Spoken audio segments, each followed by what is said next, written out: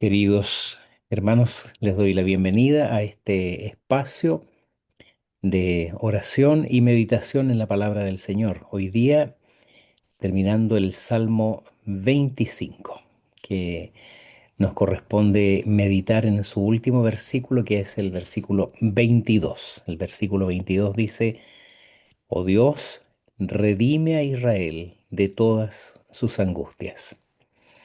Casi 20 días meditando en este canto que tiene forma de acróstico, y como dice la NBLA, es una oración pidiendo amparo, guía y perdón.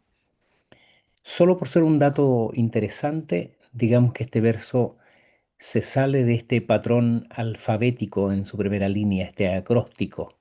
¿M? Es decir, el anterior termina en la última letra del alfabeto, pero este versículo comienza con una letra completamente diferente, no la noté, pero se sale del acróstico, al punto que algunos eruditos llegaron a pensar que es un fragmento añadido posteriormente. Ahora, esto no es necesariamente así, y aun si lo fuera, no disminuye la inspiración y el valor sagrado como palabra de Dios, ¿m? Autoritativa para nuestra vida y parte de la palabra inspirada por Dios en este salmo. Otra particularidad de este versículo es que en una traducción más literal, palabra a palabra, deja la palabra Elohim al centro, es decir, se leería algo así: redime Israel, Dios, de todas sus angustias. Cada palabra es importante, cada palabra merecería nuestra atención, pero sin dejar de ser eso interesante, es importante considerar el conjunto de esta oración personal de David. Así que hagamos eso comenzando por señalar que no solo rompe el esquema en su forma, sino que, como dice Matthew Henry, se sale del esquema también en que de una oración personal, David termina su ruego a Dios extendiendo o pidiendo que extienda su misericordia a todo el pueblo. A pesar de que él se hallaba en un grave aprieto, no olvida, por tanto, las angustias del resto del pueblo. Por eso pide por ellos con el mismo fervor con que había pedido por sí mismo. De la misma manera, nunca debemos nosotros olvidar el valor de la intercesión por la iglesia del Señor. Porque no solo como creyentes individualmente experimentamos pruebas y aflicciones, sino que la iglesia en su conjunto es afligida, algunas veces con más violencia que otras, en otros lugares más que en otros, pero así será, así ha sido durante 20 siglos y así será hasta el fin del mundo. La oración, por otra parte, no está dirigida a una entidad abstracta, a una energía impersonal o como dicen algunos, a esta causa última, sino a Elohim. ¿Quién es este Elohim?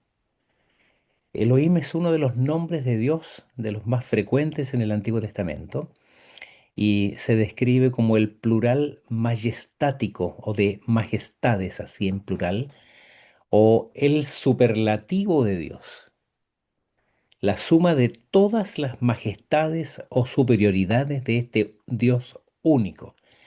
Se ha dicho, como digo, que es una expresión plural, y lo es, pero nunca debiera leerse y jamás se ha traducido como dioses, así en plural, sino que este Dios único, característico del judaísmo, reúne en sí mismo todas las virtudes de sus majestades, así en plural, las manifestaciones de su poder omnipotente, omnipresente y omnisciente, un plural de su magnificencia que la literatura hebrea usaba para señalar su ilimitada grandeza en todo lugar.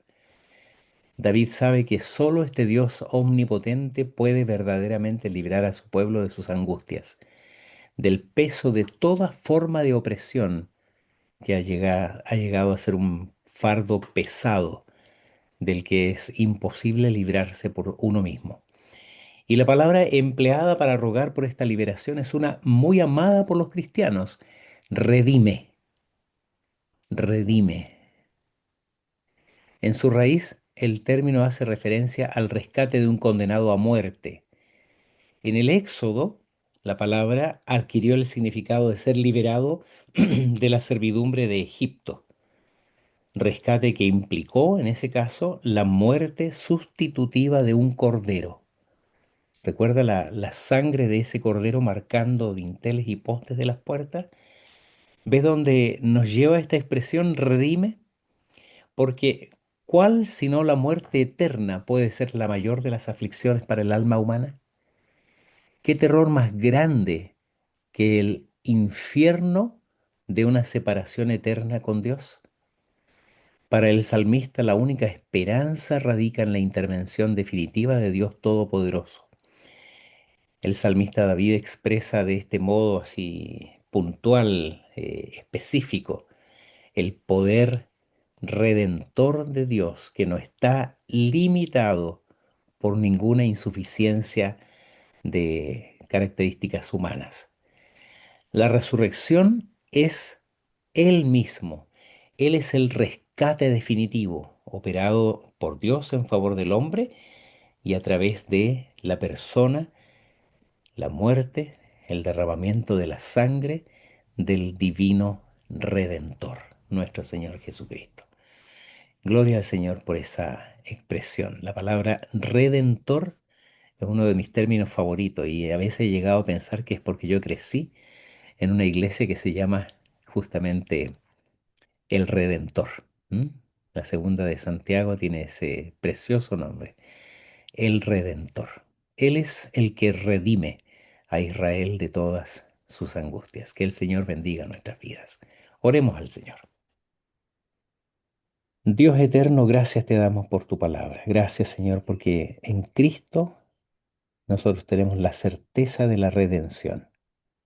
Sabemos, Padre, que el rescate fue pagado, que nuestras aflicciones un día terminarán completamente, porque por medio de Jesucristo tenemos acceso a esta condición gloriosa de hijos de Dios y junto a todos los redimidos un día te alabaremos por la eternidad. Así que bendícenos, Señor, para que podamos sobrellevar pacientemente todas las aflicciones de este tiempo, individualmente y como iglesia del Señor. Bendice a nuestros hermanos que sí están pasando hoy día situaciones verdaderamente aflictivas en el mundo. Persecución, matanza, despojo de sus bienes, destierro. Alivia sus cargas, Señor, mientras esperamos este acto precioso de tu regreso, cuando tú, Señor, pondrás todas las cosas en su debido lugar. Así aguardamos y así creemos y confiamos en el nombre y en los méritos de Cristo nuestro Señor. Amén. Amén, Señor.